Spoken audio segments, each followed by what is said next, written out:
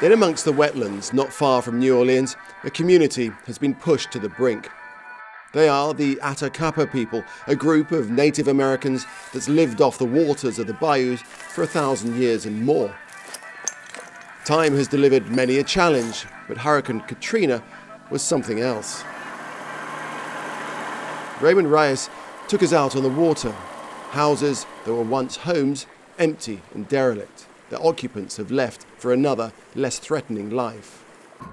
Just in my, on this side right here, okay, 1, 2, 3, 4, 5, 6, 7, about 10, just right, and them 2 houses there.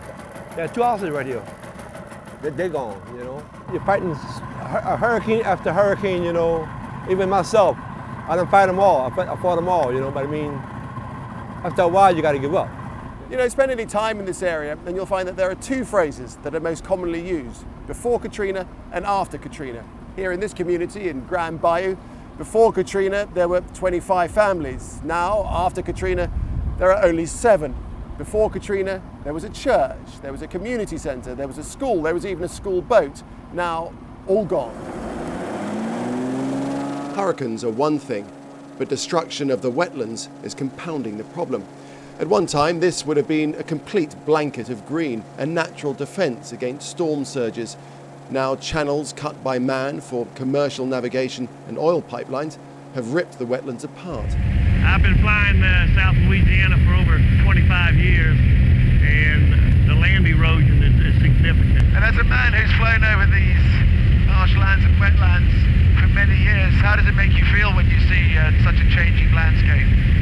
Well, it's something that has to be addressed, but unfortunately we'll never correct this in our lifetime.